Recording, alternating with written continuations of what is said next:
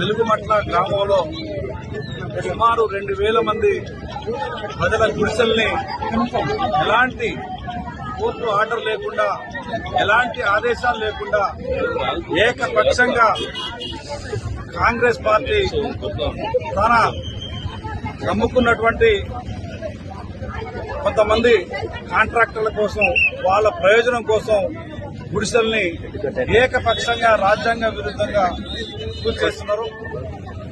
వెలుగుమట్ల గ్రామంలో భూదాన భూమి ఉంది. సుమారు 62 ఎకరాల భూదాన భూమి ఉంది. ఈ భూమిని సుమారు 14-15 సంవత్సరాల క్రితం పేదలు భూదాన బోర్డు ద్వారా పట్టాలు తెచ్చుకొని ఆ పట్టాలు రాజ్యాంగబద్ధంగా, చట్టబద్ధంగా వాళ్ళు నివాసం ఉంటున్నారు. వాళ్ళకి భూదాన బోర్డు వాళ్ళు పట్టాలు ఇచ్చింది. అదేవిధంగా హైకోర్టు వారు పట్టాలు ఇచ్చారు. భూదాన బోర్డు వాళ్ళు వాళ్ళకి అనేక మంది వాళ్ళ నివాసం ఉండడానికి హక్కు ఉందని చెప్పి పట్టాలు కూడా ఇవ్వడం జరిగింది. ఈ పట్టాలు ఇచ్చిన తర్వాత అనేక మంది వాళ్ళని ఇబ్బంది పెడతా ఉంటే, అనేక మంది ఆ భూమిని ఆక్రమించుకొని ఇబ్బంది పెడతా ఉంటే వాళ్ళు హైకోర్టుకి వెళ్లి హైకోర్టులో కూడా స్టే తెచ్చుకోవడం జరిగింది. హైకోర్టు వారు కూడా, గౌరవ తెలంగాణ హైకోర్టు వారు కూడా ఇక్కడ పేదలు ఉండవచ్చు, వాళ్ళని ఇబ్బంది పెట్టొద్దు, వాళ్ళు ఉండాలని చెప్పేసి హైకోర్టు వారు చేయించారు, ఆదేశాలు ఇచ్చారు. రెవెన్యూ వాళ్ళు కానీ, పోలీసు వారు కానీ ఎవరు కూడా జోక్యం చేసుకోవడానికి వీలు లేదు అని చెప్పి చాలా స్పష్టమైన ఆదేశాలు హైకోర్టు వాళ్ళు ఇచ్చారు. అంతేకాదు హైకోర్టులో వాళ్ళకి నీళ్లు ఇవ్వండి, కరెంట్ ఇవ్వండి, వాళ్ళకి చీకట్లో మగ్గొద్దు, వాళ్ళ చిన్న పిల్లలు ఉన్నారు, వాళ్ళకి స్కూల్ ఏర్పాటు చేయండి, హాస్పిటల్ ఏర్పాటు చేయండి, కరెంట్ ఇవ్వండి, నీళ్లు ఇవ్వండి అని చెప్పేసి కూడా హైకోర్టు వాళ్ళు ఆదేశాలు ఇచ్చారు.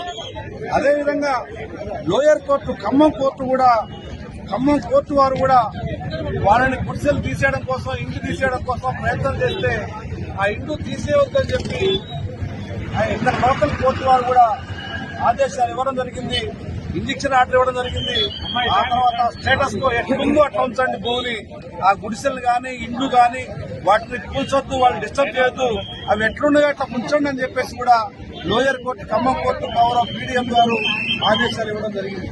మరి ఇన్ని ఆదేశాలు ఉన్నప్పటికీ ఇవాళ భూదాన యజ్ఞ బోర్డు వారు ఒరిజినల్గా ఇచ్చినటువంటి పట్టాలు ఆదేశాలున్నాయి. భూదాన బోర్డు వాళ్ళు పట్టాలు ఇచ్చారు. అయినప్పటికీ వీటిని ఏకపక్షంగా ఎందుకు కూలుస్తా ఉన్నారో ఇవాళ అర్థం కావట్లేదు. అనేక మంది, వేల మంది ప్రజల్ని చిందరబందరం చేసి నెట్టిపారేసి వాళ్ళ పిల్లల్ని, చిన్న పిల్లల్ని కూడా ఇసిరి అవతల పారేసి మొత్తం అందరినీ ఏకపక్షంగా ట్రాలీలలో కుక్కి, వాళ్ళ సామాన్లు కుక్కి ఇవాళ భయంకరంగా వాళ్ళని పశువుల కంటే హీనంగా ఇవాళ వెహికల్స్ లో వేసి, ట్రాక్టర్లు, ఆటోలను వేసి కుక్కి ఇవాళ వాళ్ళని బయటకు నిర్దాక్షిణ్యంగా బయటకు పంపిస్తున్నటువంటి పరిస్థితి.